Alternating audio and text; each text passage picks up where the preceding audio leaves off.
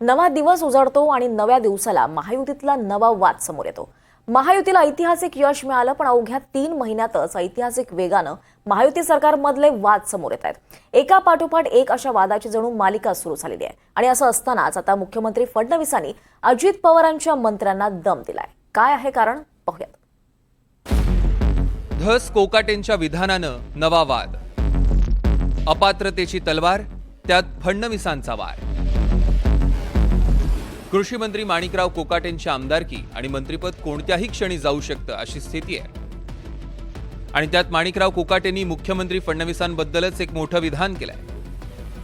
आमच्या हाती काहीही राहिलं नाही, PS OSD सगळं फडणवीसच ठरवतात असं विधान कोकाटेंनी केलं। माणिकराव कोकाटेंचं हेच विधान फडणवीसांना मात्र काही पटलं नाही।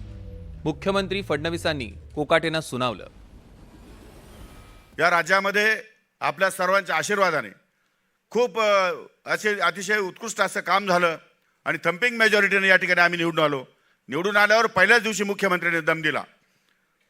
आता तुमच्या कोणाच्या जाण्यामुळे सरकारवर काही परिणाम होणार नाही, माझ्यासह।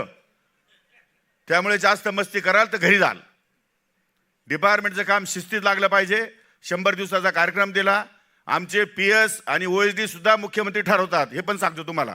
असं आहे, पहिली गोष्ट, माणिकराव कोकाटेंना कदाचित माहिती नसेल, PS आणि OSD नेमण्याचा अधिकार हा मुख्यमंत्र्याचाच आहे।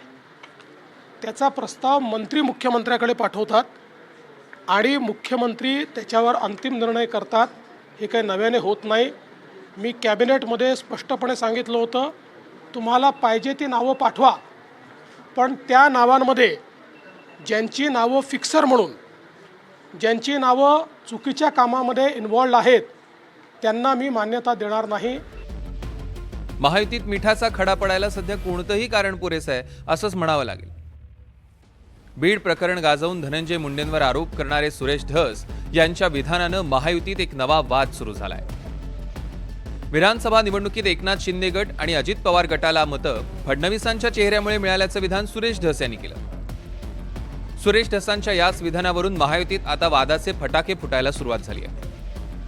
भारतीय जनता पार्टीचे आज 134 जागावरती चालली, 237 आमदार, 2/3 मेजॉरिटी आमच्या पक्षाला मिळाली। त्याचं कारण काय की तमाम महाराष्ट्र जो आहे हळूच एका चेहऱ्याकडे बघतो। अरे देवेंद्र फडणवीस एक चेहरा आहे, इमानदार आहे, याच्याकडे महाराष्ट्र दिला पाहिजे।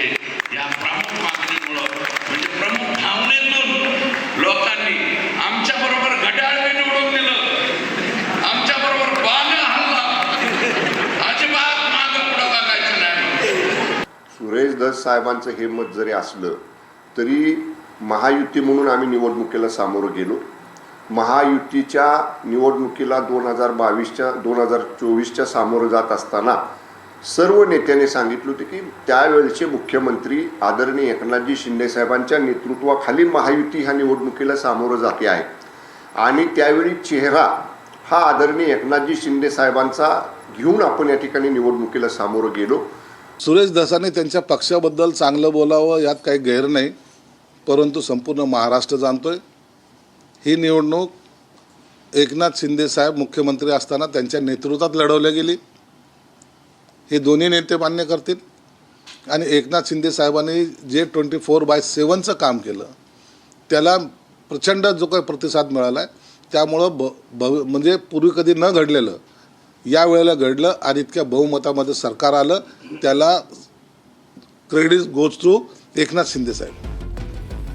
सत्ता स्थापन होऊन 3 महिनेही झाले नाही, तोवर महायुतीतील वादाचं दररोज एक नवं कारण समोर येत आहे। बीड प्रकरणावरून अजित पवार गटाच्या धनंजय मुंडेंविरोधात भाजपा आमदार सुरेश धसांची आक्रमक भूमिका। रायगडच्या पालकमंत्रीपदावरून अजित पवार गट आणि शिंदे गटात धुसफूस। नाशिकच्या पालकमंत्रीपदावरून भाजपा आणि शिंदे गटात वादावादी। शिंदे गटाच्या काही आमदारांच्या सुरक्षेत कपात केल्यानं नाराजी। प्रताप सरनाईकांच्या अंतर्गत येणाऱ्या ST महामंडळाच्या अध्यक्षपदी अप्पर मुख्य सचिव परिवहन संजीव सेठी यांची नियुक्ती। शिंदे मुख्यमंत्री असताना घेतलेल्या अनेक निर्णयांना फडणवीसांकडून स्थगिती। विधानसभेत महायुतीला अभूतपूर्व यश मिळालं, पण एकनाथ शिंदेंकडून मुख्यमंत्री पदाची खुर्ची देवेंद्र फडणवीसांकडे गेली आणि या बदललेल्या गणितानंतर महायुतीत कोणत्या ना कोणत्या कारणावरनं फटाके फुटायला सुरुवात झाली. Bureau report, NDTV Marathi.